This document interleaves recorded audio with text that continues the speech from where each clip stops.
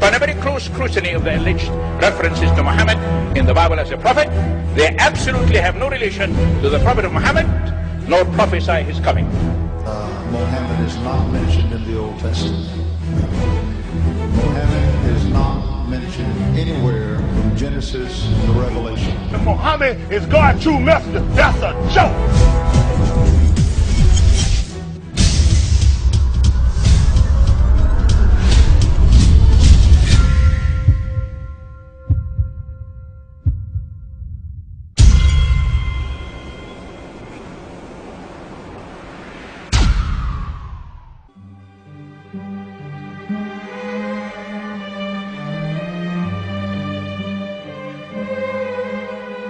Lo, we inspire thee as we inspired Noah and the prophets after him, as we inspired Abraham and Ishmael and Isaac and Jacob and the tribes, and Jesus and Job and Jonah and Aaron and Solomon, and as we imparted unto David the Psalms.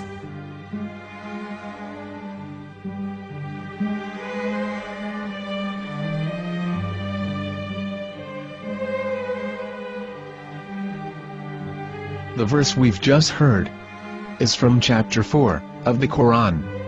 In the verse, God is affirming to humanity that Muhammad is indeed the recipient of a divine guidance, just as Noah, Abraham, and the rest of the prophets. However, some Christians and Jews today don't believe that Muhammad was a prophet and the covenant that God made with Abraham. And since the Quran is not their book of authority, in this video I'm going to show you that the book you're holding in your hands contains the name off the seal of prophethood, the Prophet Muhammad.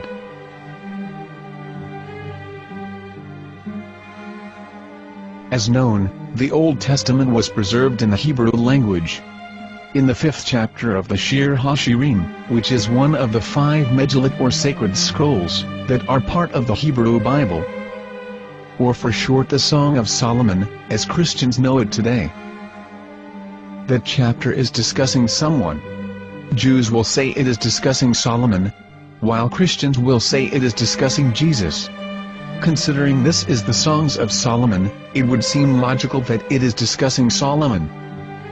The verses, describing this mystery man, have the narrator's speech conjugated in the feminine, meaning it is a woman who is describing this man.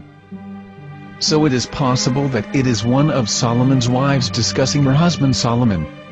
However, Christians assert that Jesus is being discussed, and that the chapter is describing a man who was not yet alive at that point. A prophecy.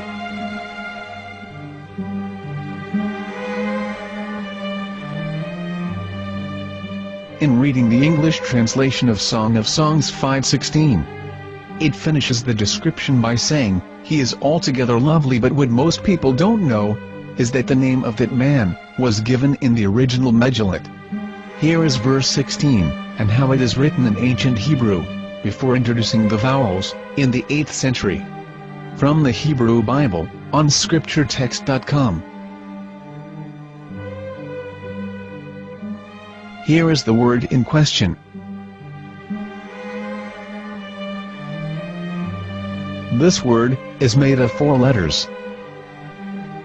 Mem, Het, Mem, Dalet.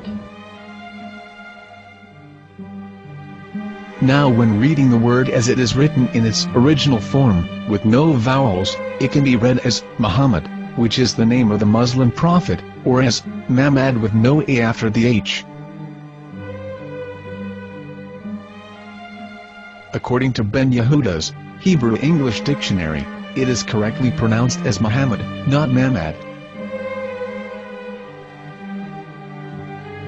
So how we're going to know for sure if it's pronounced as Muhammad, the Muslim prophet, or as Mamad, a random Hebrew word? The only way is to give the verse to a rabbi and say to him, "Please read."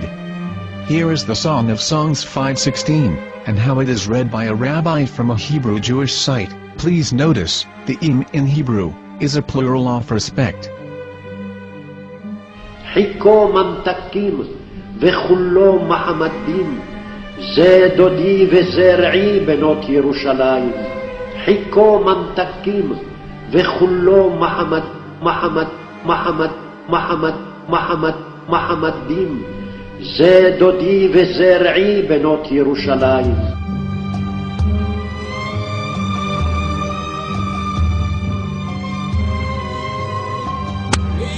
Coming out of the darkness, there are no other gods but God, and Muhammad is his messenger.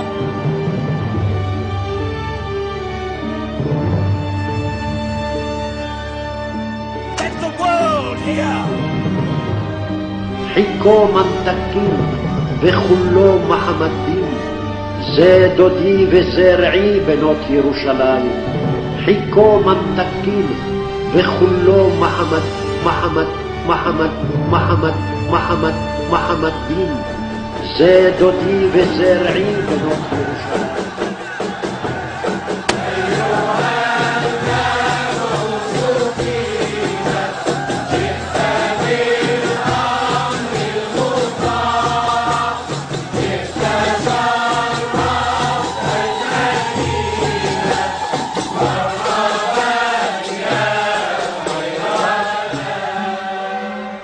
Here is the famous SDL translation tool, which includes a professional human translation, as well as an online translation.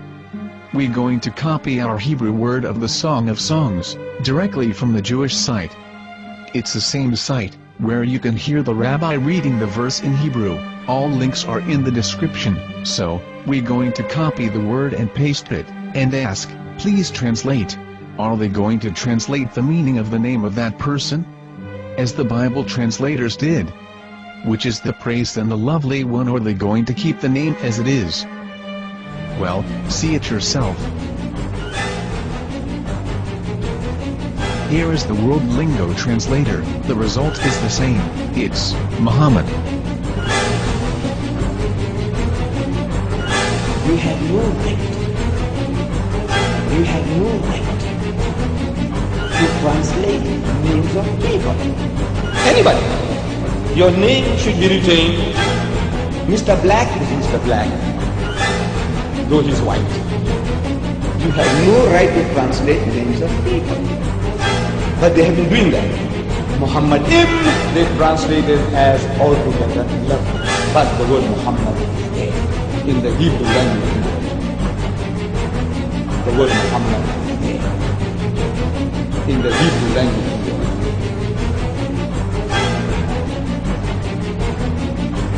I will tell you a story from my own personal experience. Years ago, I used to spend every Sunday afternoon in a place called Speaker's Corner. And in my years down there, I got to know a Jewish rabbi.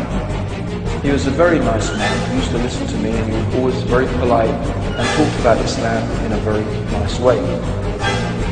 And one day during one of our conversations after some years, I thought that it was about time I should invite him to Islam. So I said to him, you know, my friend, we have been talking now for many years, and even you have admitted to me that Muhammad is a prophet. So why then do you not embrace Islam?